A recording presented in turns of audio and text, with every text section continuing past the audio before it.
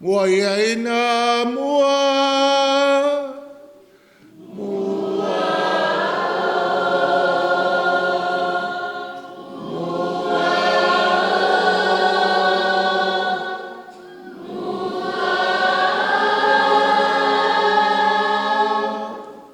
Le swafol tama, ma le alo, ma le anganga paia. Amen. Ia whatasi le alima autou. O e mau, o le nuu o le atua. O e mau, o le nofoanga o le anganga paia. O e mau, pe a tātou au whanga poto poto whapenei, o le tino o Keriso. A le me sili e ta ua o e mau o le sakala meta o le ola. O le asa tātou ai ma sa tātou tau mawhainga, o iai tātou lima mo tau a ao le sakala meta o le ola. E mana, e lelei, e malosi. Sa tātou tau mawhainga, a wā o le aso le tātou baptisonga. Wa tofa mai ai le matu pala pala o le asa tātou mio mio fatasi o oe mau o le sakala meta le ola. I o mai la ia, a fio mai, maliu mai, su mai tala mai a au. Le nei tae au fau, tātou mua ia mua o. I le upu ma le sakala meta o le ukalestia. Tātou te whaia, se tanga, ma se tala, ma se upu. A ia maua se vi ingolo tātou matai le langi, maua so tātou malosi. Moli le nei taulanga paia, mo le paia o le tātou e kalesia, e Leualesi nei. Le ai o le kapisi, ma le kukama, ia o moli mo mata fale malava. Matua ma whanau. I maota malawa. O moli mo tātou matua tausi. Le au mātutua. E maua elo tātou manuia wa latou talanga atoa. O le maupoponga lea. O le nuu ma le kalesia. E mo moli foi mo le whanauiti. Le latou te pesenga. Le nei taulanga paia, le mamalu o le ainga o ngā sā. Ia tātou talo mo ainga umalava o le tātou e kalesia. Talo foi mo le mātou ainga i ngā kai olele. Saint Teresa Iesu ta me mea, mātou o mai tātou whaiwhai mea whātasi. I le nei tai au fōu, le lona lima o asasā, tātou savalia le vai tau tāua, Iesu manu malo o Keriso le eseta. I e pangale i e teimi tātou te aunga tāai, i e le teimi tātou te whaavaivai ai, i e le teimi tātou te pai e ai, i e whare teimi tātou te lau vavale ai, tātou to ele lumolo tātou matai, whamangalo o e maa, ve tātou malava o suli o ana sakala meta paia. O te tau i le atua,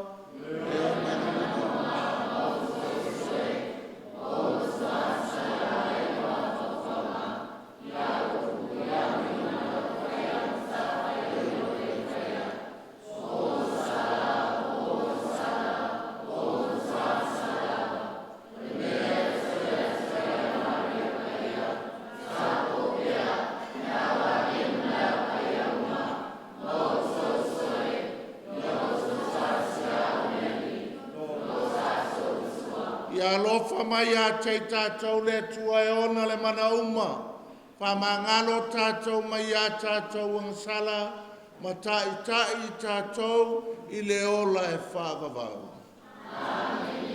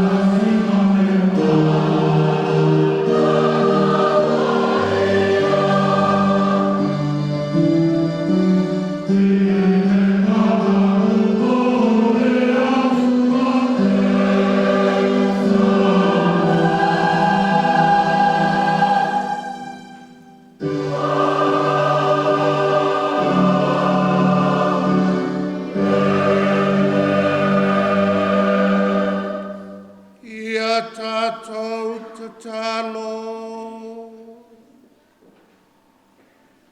Le tamaelo mātou ali o Iesu Keliso. Ne whāni e tangata uma maayunga uma. Lo mana whaola. Mo e whātu muli e tupulanga uma. I le upu ma le pese fau. I e whafonga le si o le nei pese. Fo ai moi mātou le leo. Mātou te whaia le me fau. Whaia se vi inga fau. I le nei vai tau sanga fia fia. O la mātou o le ngalea. O no ke li solo mātou. Ali.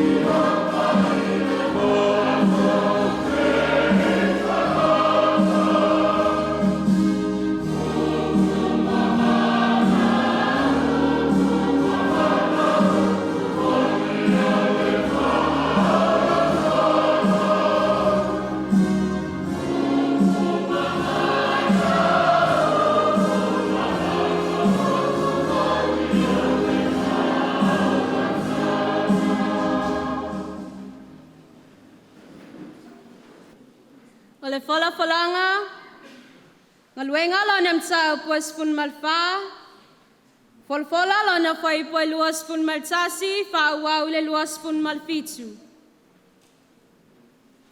ole matsua wala fa potspotsa le ekalesia mafansala inatsu me umana faya ele atsua e ilaua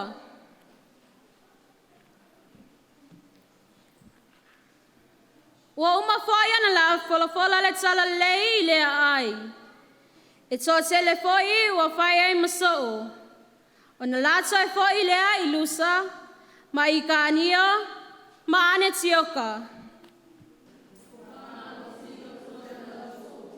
ma papa ia tu mau le fa tsua o fa pe atu foi o popo ngai tele sawo na satso sawa tswai ile malo o le tsua wa umana sofia ila uotso ina mo ila tso ile ekalesia ma le ekalesia wa tsalo ma na poni ona la tsu ina tsu leo ila tso ile li wala tso fa tsua yai ona o lea I pafulia wala tsala tu fo ile upo I pereka ona la o I fo lea ya tsalea tsulea o ila ua na ile mea ya ni tioka sala o atsuai ina otsu ina atsuai la ua ile nofa tsunoa o le tsua ona o le ngaluenga sala fai fa ua le fola wo foi la ua la fa potspotso ina leo le kalesia ma fa msala ina atu me umana faya ile tsua e ila ua malona fa avano ina le fa tso le fa tsua monu ese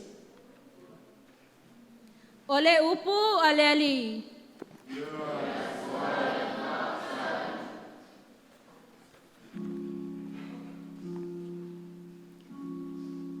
Lo atu e le tupu o se whamanu atu I lo suafa e whavavau lava.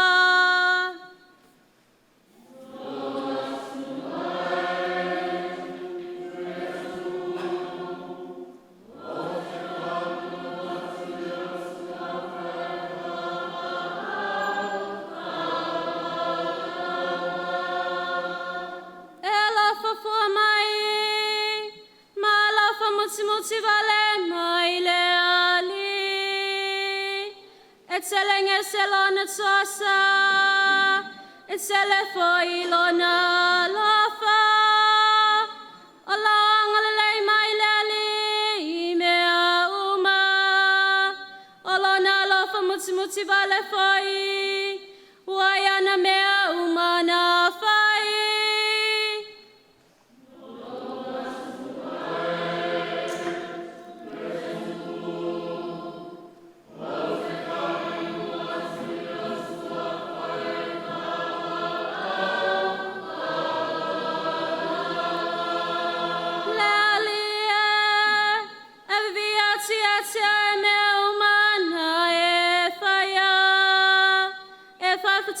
Tu foi até o tangata nio tua e tala tila toile mamalu alo malo matata watu ilo umana.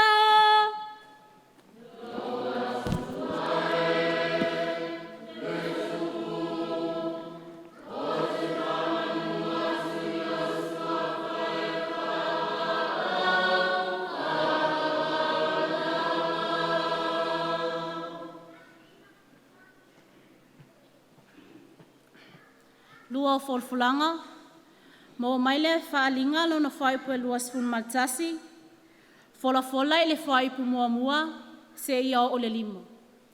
O le matua, e soli e esea e le atua lo I matauma I o lātou mata. Tātou whaitau whelafolafoa. Ono au I loa lea o le langifou ma le langifou. Aua, ua mawai atu le ulua I langi. Ma le ulua I lalo langi, ua le ai foi se to e sami. Mawilo fi le ai paia o ie se le mafo. Wani fo le tua ua samia. Ua te tamia. No ufa alonga foi I le leo tele mai I le langi. Ua faa pea mai, faa uta, ua iai le Afioga o le atua e whaatasi matangata. E mau foi o ia ma I lātou. E whai foi lātou mo ona nuu. E ia te I lātou le atua lava. Noi mata, umai I o lātou mata. E le ai foi se to e oti, po se to e monua, po se awe. E le ai foi se to e pokoa. Ua whetalai mai foi le tia I le nofo alii. Whaauta, o te whaia ia whau mea umalawa.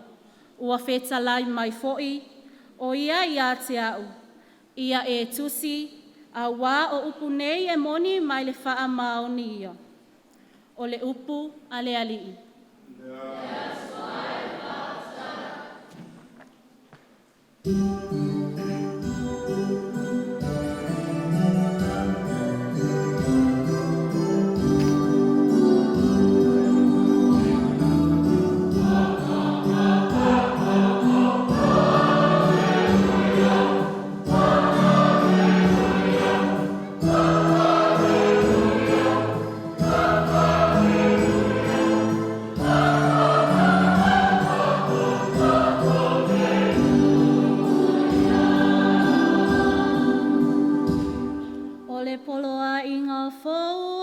atua ia te o tau, ia o tau whea alofani, whaapei o no walofa atu ia te o tau.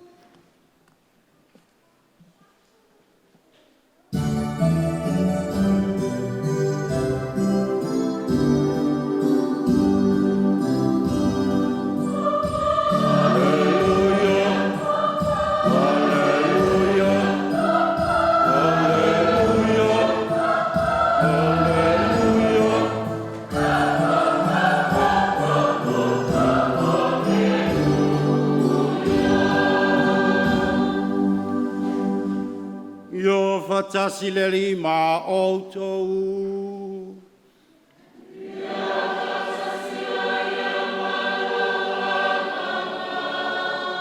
Ole folafulanga male nglia paia Ioane.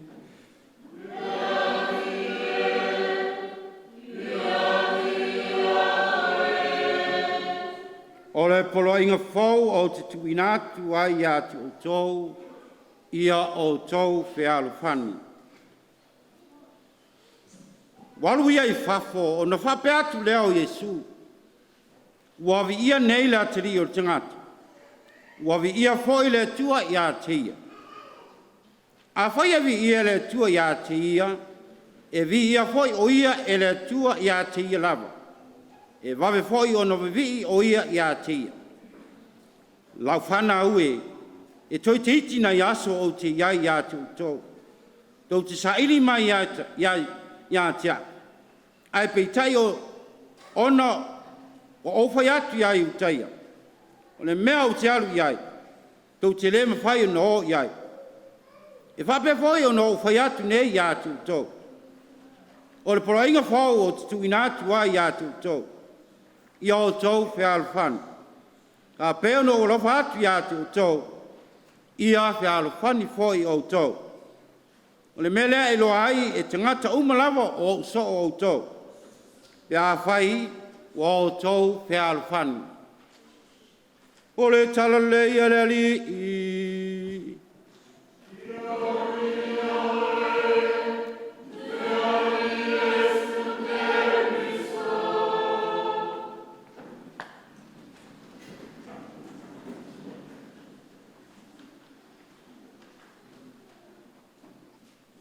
Fia lava ngafi le fiafi.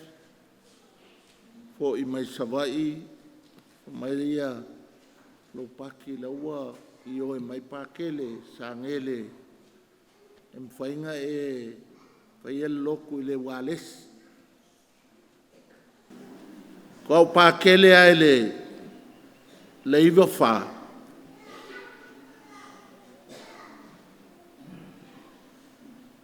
E ko luala ma umungi ko lau sau lola ia whaile loko kisimasi.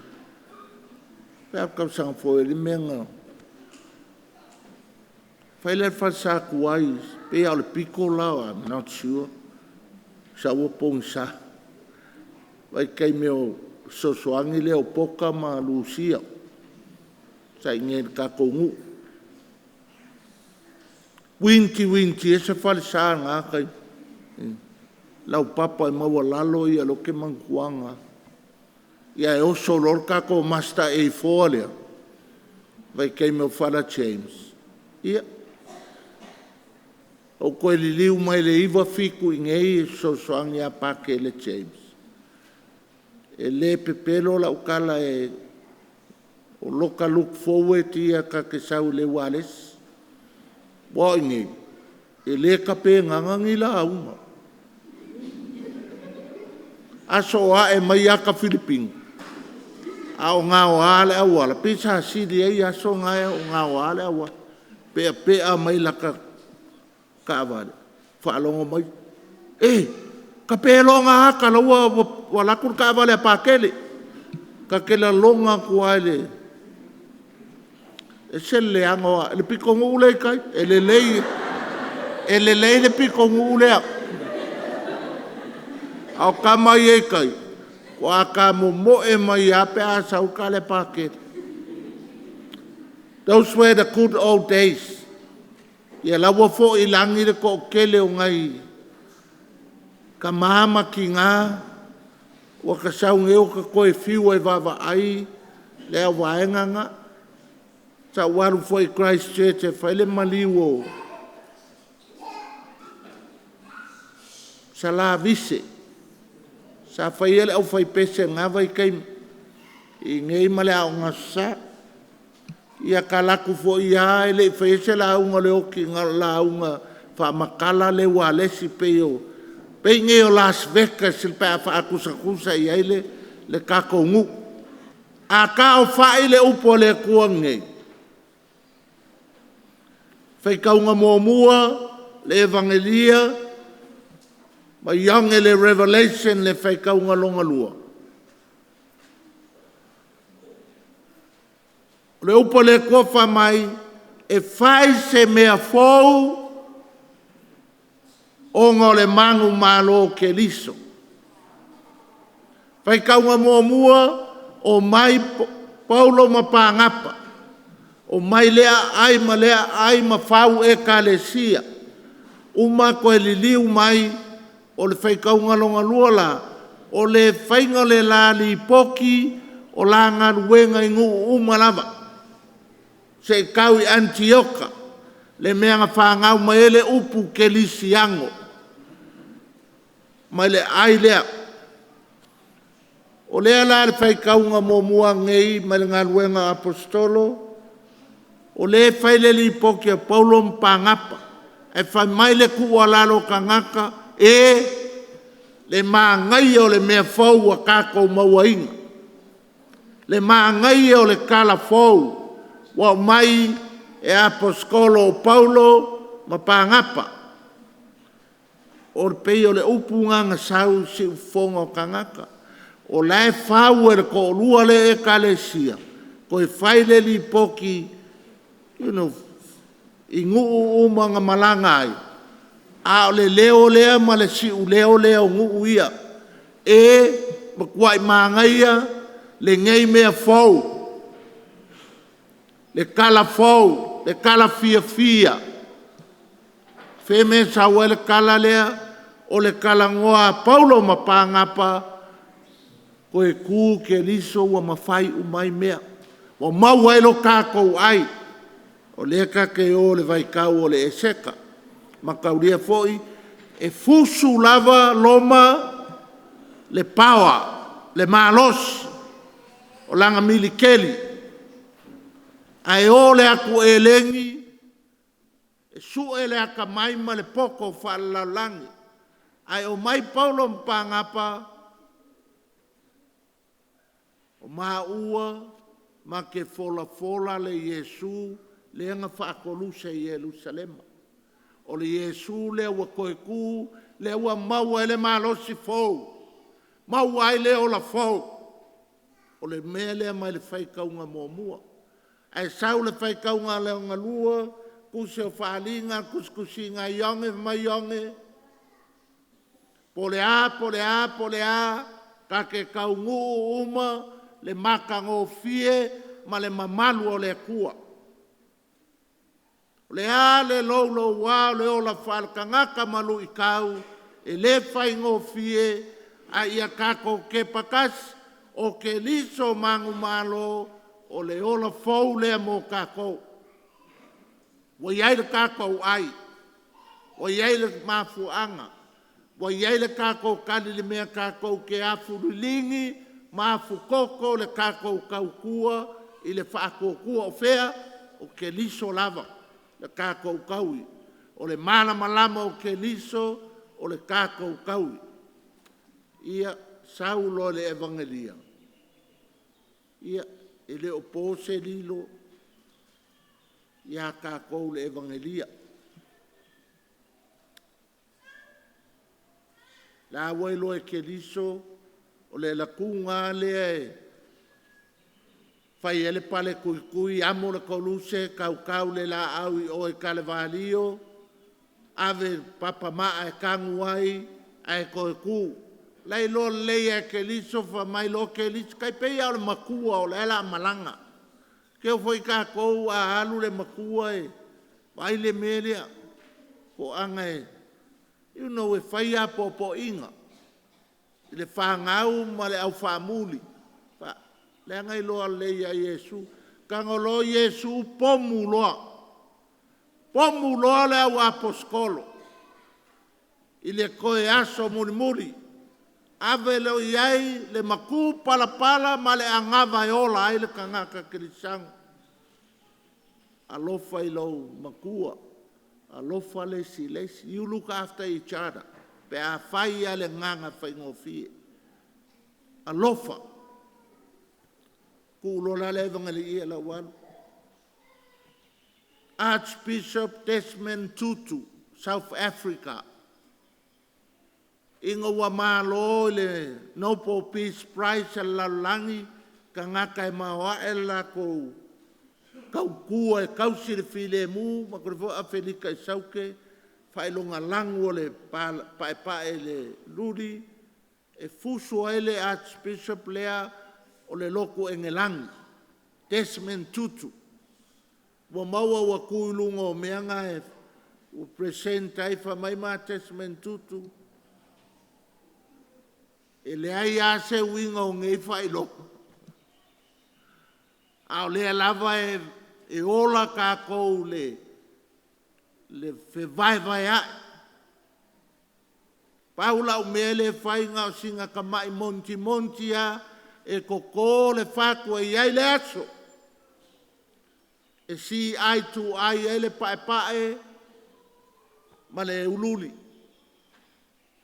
E le mimika le Akiepikopo i le wa mawanga le whailonga lea whamai. Le asao ngā o ngei mea. Mai maue. Peanga lea ua ola whaalofangi le kako ngu o Afrika I sauke. O lau mea lea ngā whai Desmond Tutu lea. Ska mai mea lava. Mai maue peanga kako koko uma le whaku o le alofa I lo uswaka ngaka. E kofi maalie le kako a kungu.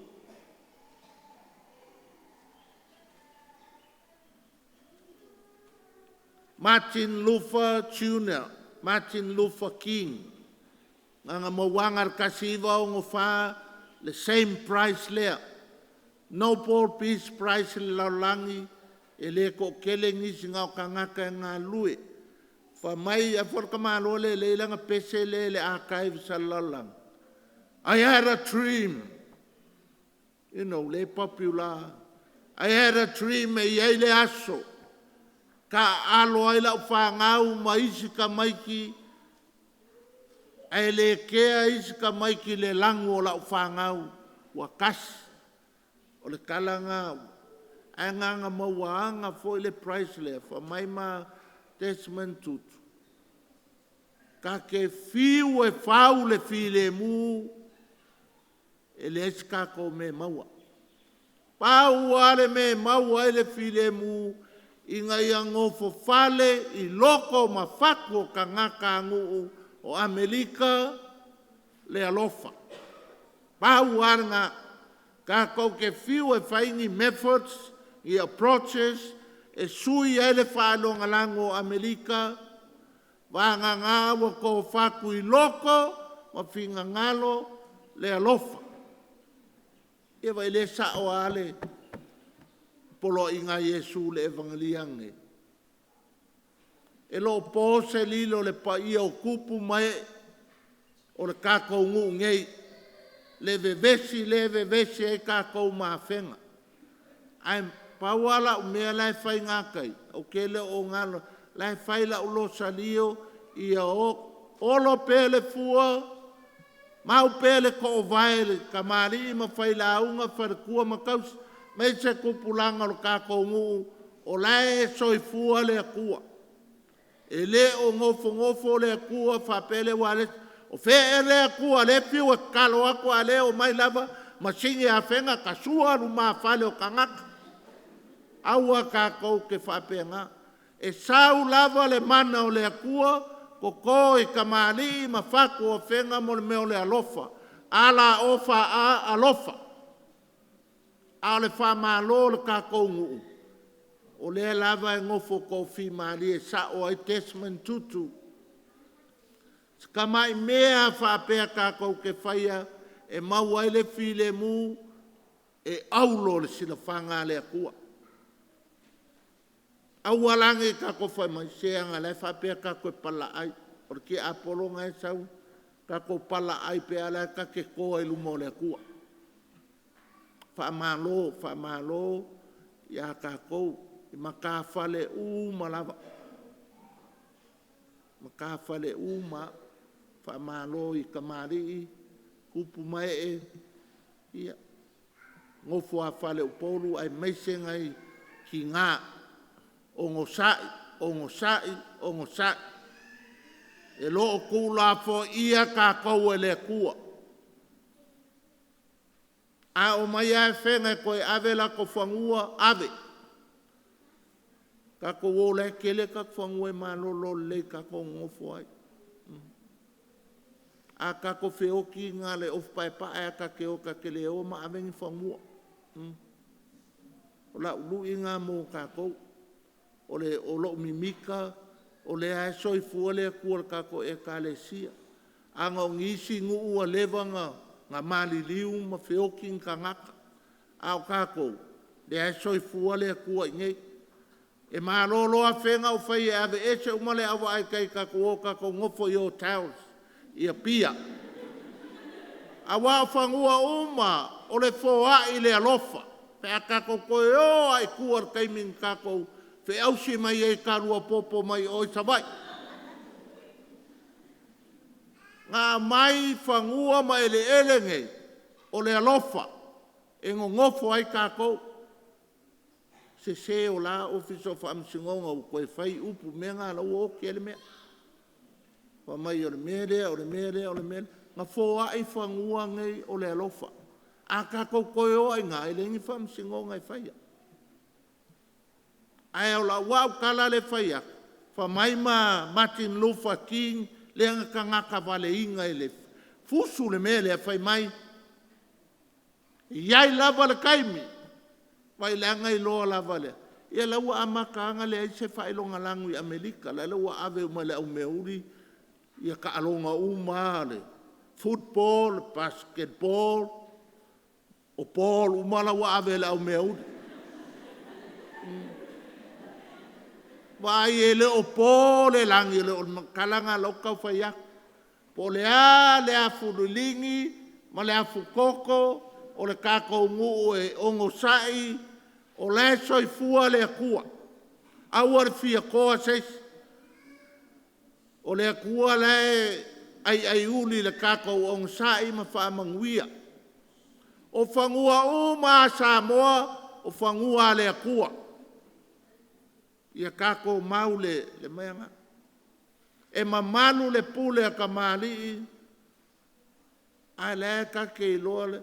Au e ta fefe le afi. Mea nganga oso ai le alofa o ka ngaka ia. A mai whangua i e ngofo ai.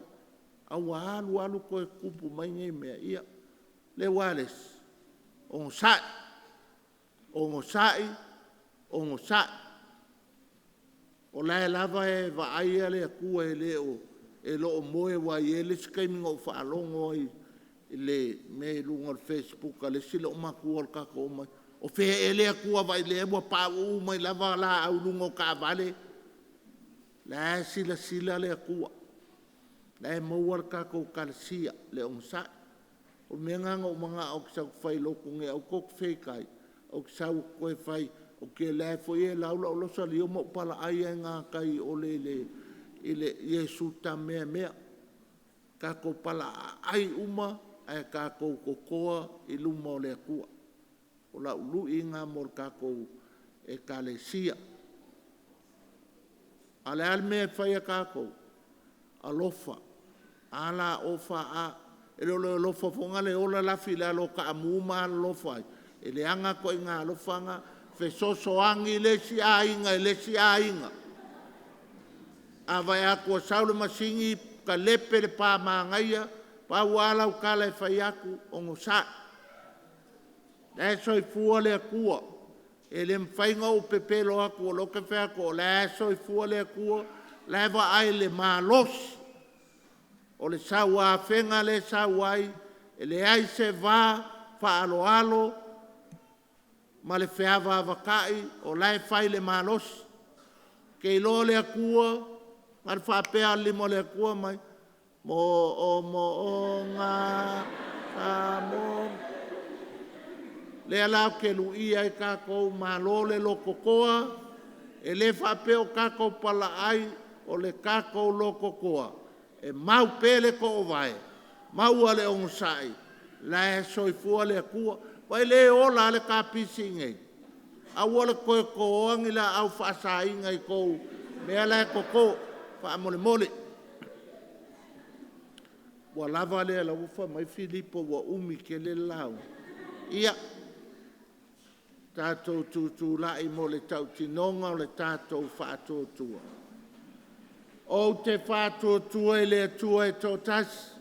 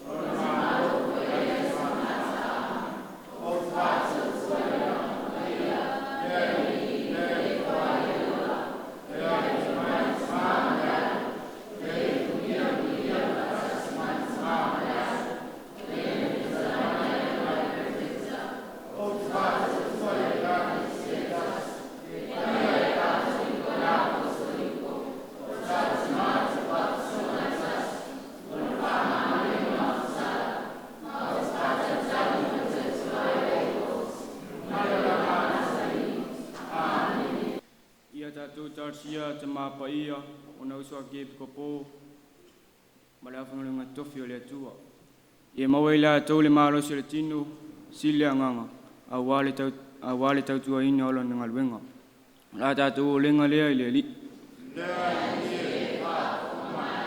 Ia tātou Tarsia pope leo sipulfa ia alofa le atua whātumu lana utu a wale taitai ina o le ekalesia i laulangi atua. La tātou lenga lea i lea li. Ia tātou Tarsia le tamaa le tātou pleanga sa moa pia le Afioga ia Akiepikopo Mosese Vitolio tui. Maona uso a po le au taulaga whapea le au na fovoto ma le au whaingaluenga uma le atua. Ia tiu mau i lātou le whātuatua ma le whamaoni i o lātou tuwhinga. La tātou lenga lea i lea li.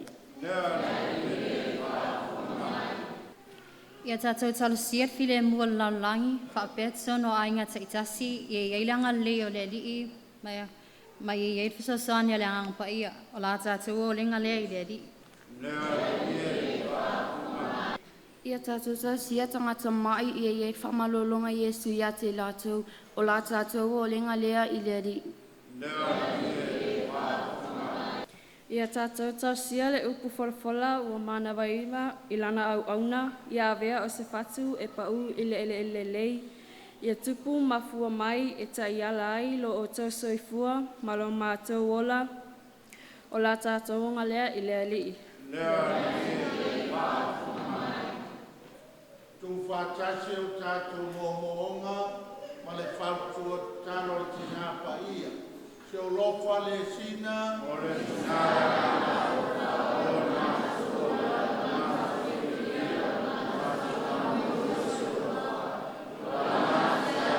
Ia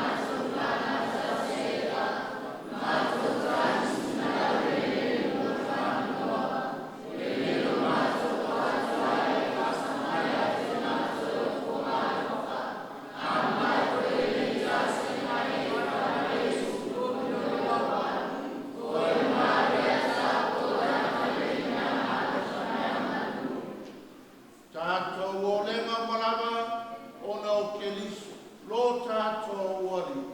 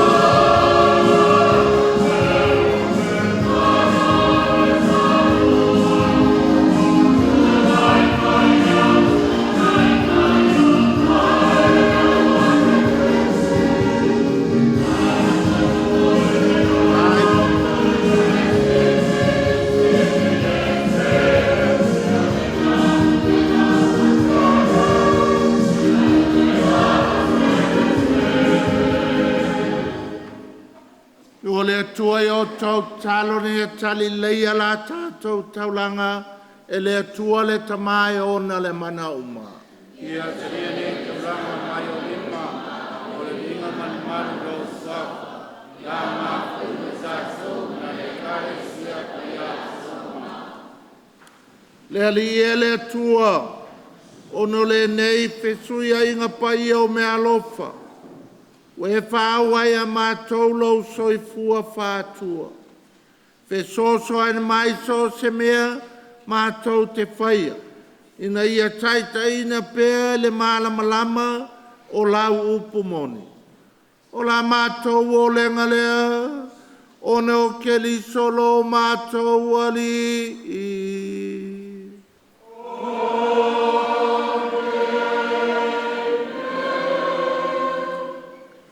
Ia fatasi le ali moto.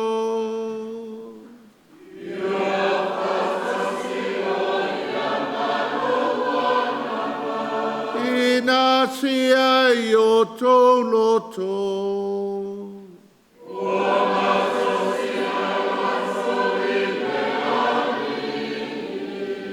Ia tato faftai le alilo tato watua.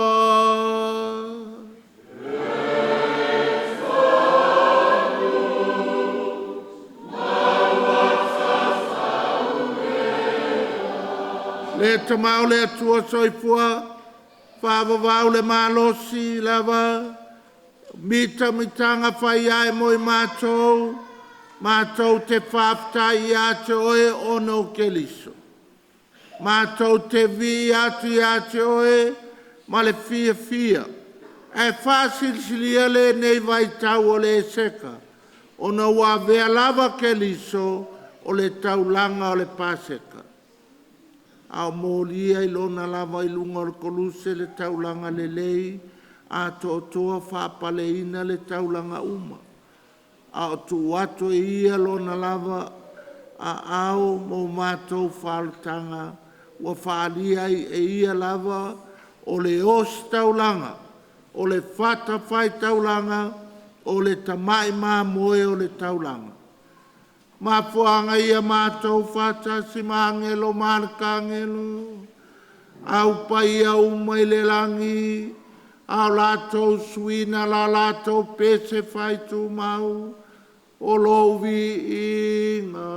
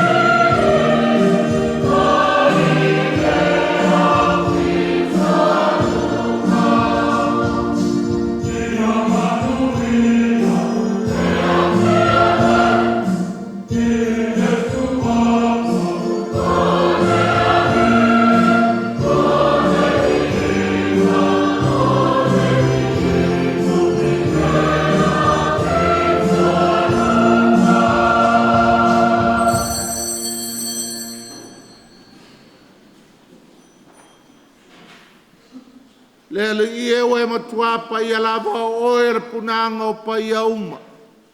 A wina mai lo wanganga e whapaia nei me alof. A vei lātou moi mātou. O le tino ma le toto. O lo mātou ali o Yesu Kelisu. Au leitu inato ia le oti na ia talie lo na lava malie.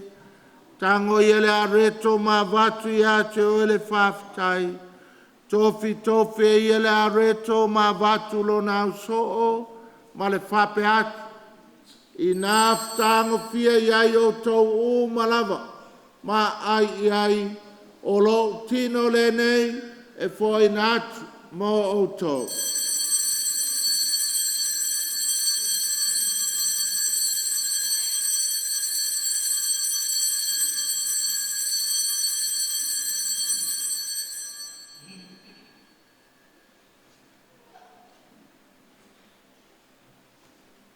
Mai al tau maftanga na tango I ele to e watu ia cho ele whaftai ma le viinga tu watu le pulo na so ma le whape atu. I naftango fia iai o tau malava ma feinu iai o le pule nei o lo toto. Toto le whenga inga fau ma le whavavau o le a whamaringina mo o tau ma tangata uma, mo le whamangalo ino ang sala. I o tau whaia le nei sauninga ma whamanatu i a te a.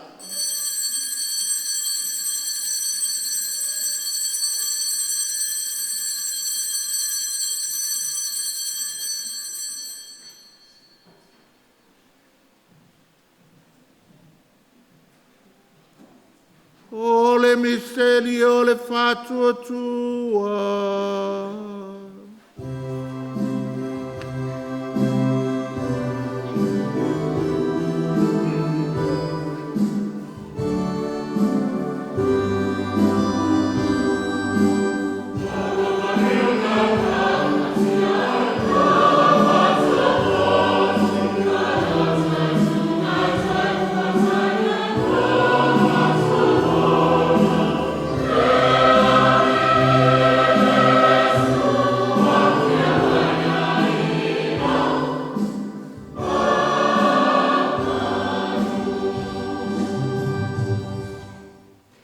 Whamutunga o lon maliu malon tu mātou te mori ati ato e le tamae, le nei areto le ola, ma le nei ipo le whaulatanga, mātou te whafta i ato e, walo i e mātou e tutu i o luma, mau auna i ato e, Fesoasoani mai a mātou uma, o e wa mautu whaanga le tino ma le toto o Kerisiano.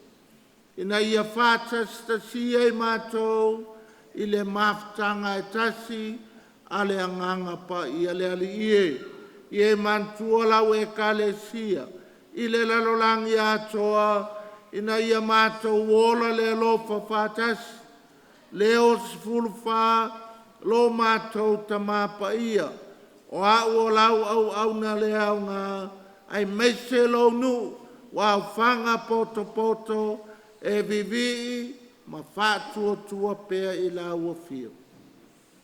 Mātou te talo mo mātou mātua, o whanau, o uso matua whawhine, ua fo i atu lo lātou mālolonga, ma le whamoe le toi tua. I e tali e lātou whātasi ma tangata mali uma, i le malama o la ua whio. I e lofa mai a te mātou malawa, ina ia mātou au ngā mātou te wai whātas, le ola e whāwawau mamaria, le tinātau pau o le tua, whātasi ma apostolo ma le au pai auma, o e na whātino ina lo whingalo, i tupulanga uma, mātou te whiawi, whanene whātas, mai lātou i la uawhio, ala atu lo walo o Yesu Keriso.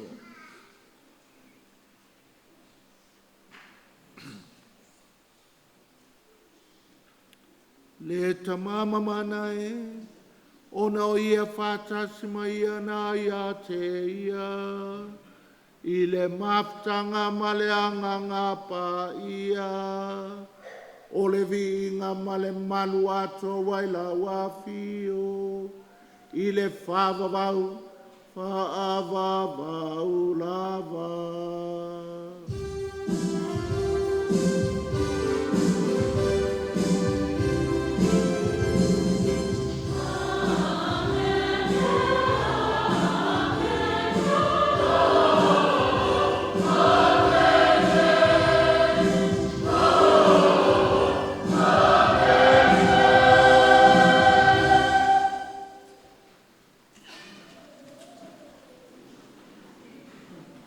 Ia tātou talo ma le whalangolango le tama, le te talo nā wā o e Kerisiano mo i tātou.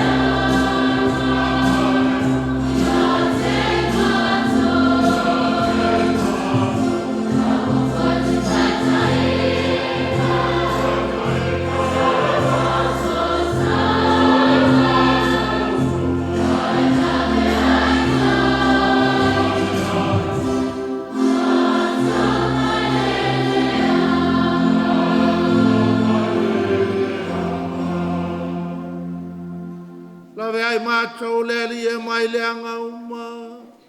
Mātou te ole atu e lo whangia fōa i mai le filemu. Au mai o mātou aso. Le Fesoasoani mai lo alofa muti muti vale. Lo tu maua i mātou. Mai le anga sala mamalu ai mai atu nganunga uma. Au mātou whātatari atu ma le whāmoe moe manuia. Le fio mai o le mātou whaola o Yesu Keriso.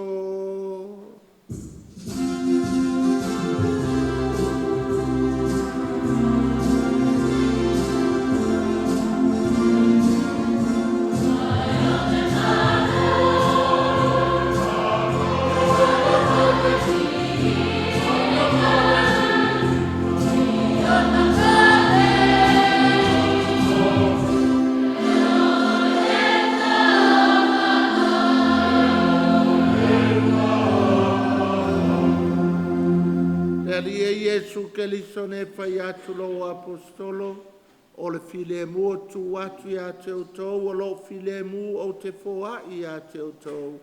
Awane ie sila sila mai a mātou ansala. A le fatu tuo la we kalesia a lo fangia foa ia e mātou le filemu maletas. E tusa ma lo finangalo. O le soifua mpule le whavavau. Whaavavau lava. Amen. Ia te o tautu maule alofa o Keriso. Tātou whasoar file mō Keriso.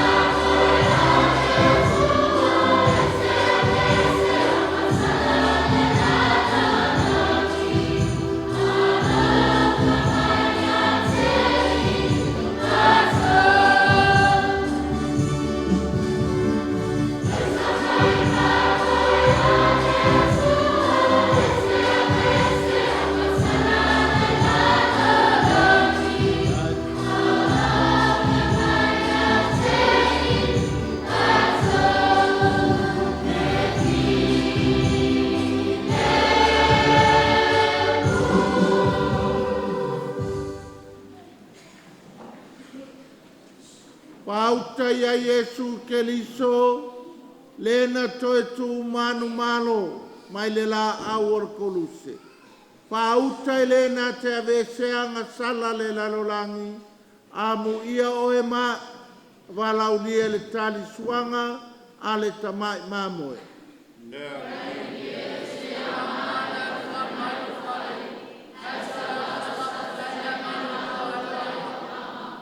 E tino male toto Keriso e maua i tātou le ola e whaavavaru.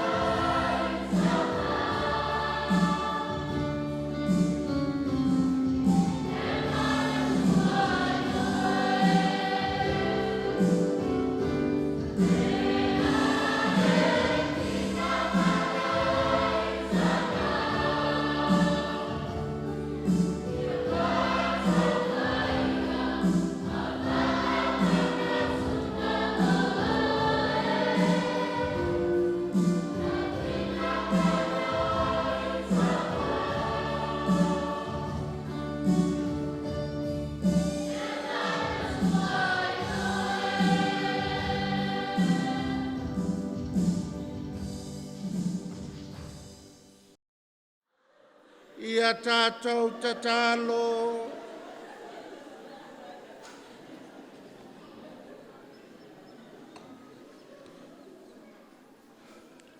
Le tamau le angalo fai ave ne misterio e maua le mātou nuu.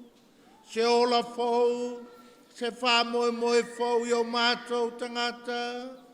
Taitai nei mātou i aso uma. Ia mausali le ukalesti e whātupula ia. O la mātou tatalo lea, o nau ke li solo mātou ali.